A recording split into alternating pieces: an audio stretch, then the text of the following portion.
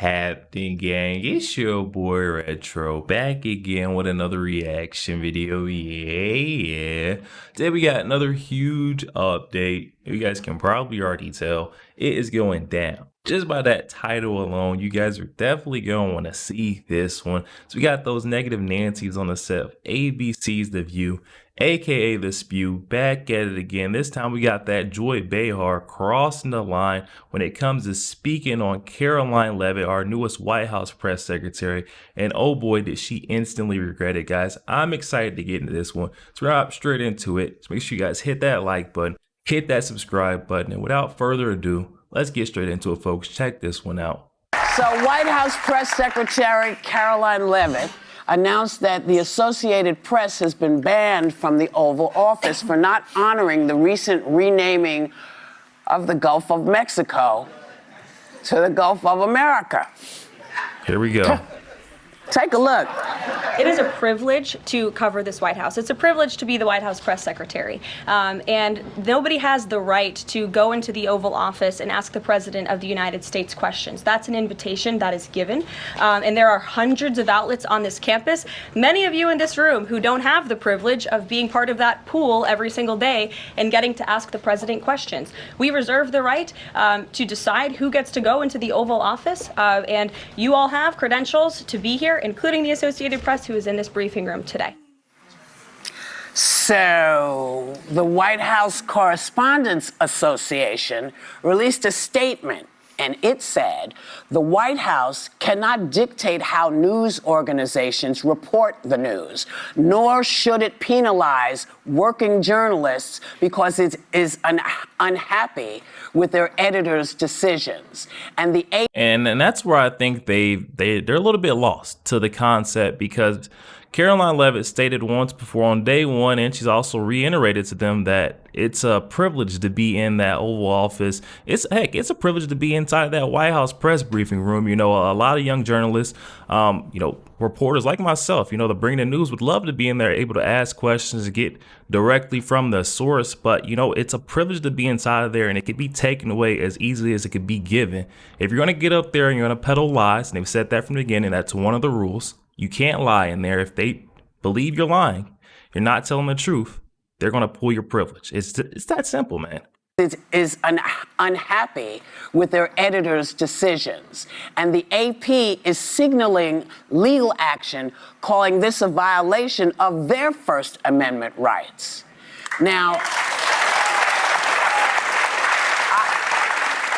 and the reason I got to read that is because I said, it's so funny. I haven't seen it reported anywhere else. I haven't seen that piece of information anywhere else. What, that it's illegal? That the AP said, that they said, listen, we're not standing for this. Right. Yeah. That's a huge thing.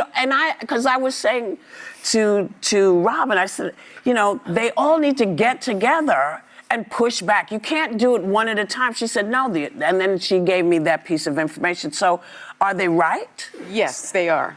We do have the Constitution still, at least in the United States. And, I think the First Amendment is the First Amendment because it's one of the most important amendments, right?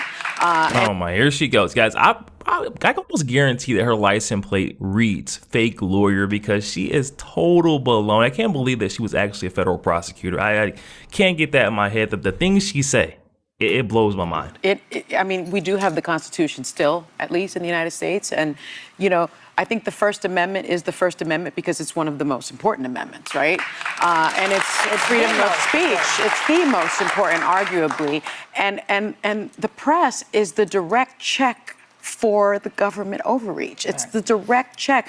It's the press reports to the American people the facts of what is really happening, and so I think there's no question that the AP should defend its constitutional rights, and what the Trump can.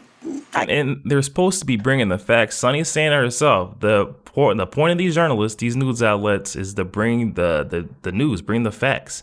If the fact of the matter was the Gulf of Mexico is now the Gulf of America, you should address it as such. It's not that hard. If you want to keep lying, telling your viewership or calling it something that it's not, yes, of course, your privileges will be revoked. You'll be stripped of all that access that you once had. It doesn't make sense to me why they can't understand this. Sonny talking about censorship, guys. Oh my god, they love censorship over here on the set of ABC's The View. You know, and so I think there's no question that the AP should defend its constitutional rights.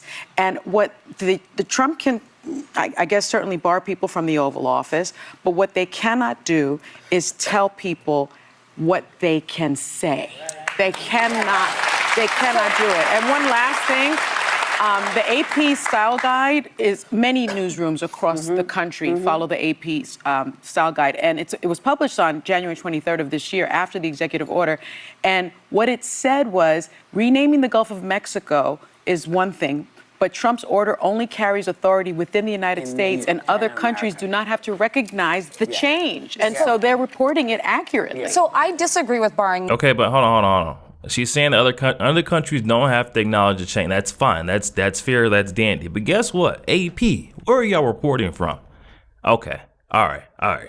The Associated Press. The change. And so they're reporting it accurately. So I disagree with barring the Associated Press. When I worked in the White House, I always fought for media access, both at home and abroad when we were traveling. You disagreed with what? With the decision to bar the Associated Press from being in the Oval Office. I don't actually hate renaming the Gulf of America, and I'm going to tell you why. It's a more inclusive term. It is North America. Mexico and the United States are part of the Americas.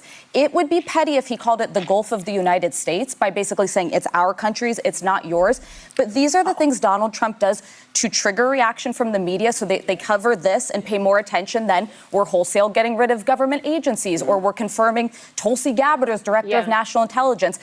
I'm perfectly fine with it, and I'm perfectly fine with the AP covering it how they think they should. In that case, this country that we're in was settled by indigenous people, right? And yet they named the country after an Italian white man, Amerigo Vespucci. Yeah. That's what America is named after. Amerigo Vespucci, a white European. Why is it named after a white man? White. Why is it named after? I already knew they were going to, at some point or another, they're going to have to bring race into it. What does race have to do with it? It is as simple as using the name that is given. I mean, if it changes from Walmart to Wally World the next day, guys, start calling it Wally World, especially if you're in a high up position to where you're going to be held to a standard of, hey, if you're calling it the wrong name, people are going to constantly correct you, come down on you, especially with the Trump administration. I would not mess around. At the AP, Associated Press, this is not the move to make.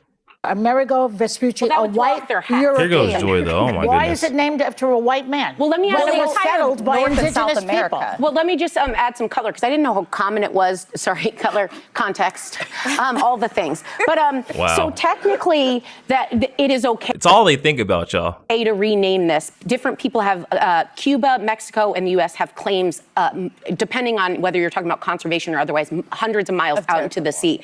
This actually happens in the global economy or country. Oh my God. So the body of water south of China, which much of the world calls the South China Sea, China calls it South Sea, Vietnam calls it Eastern Sea, and Philippines has designated parts of it the West Philippine Sea.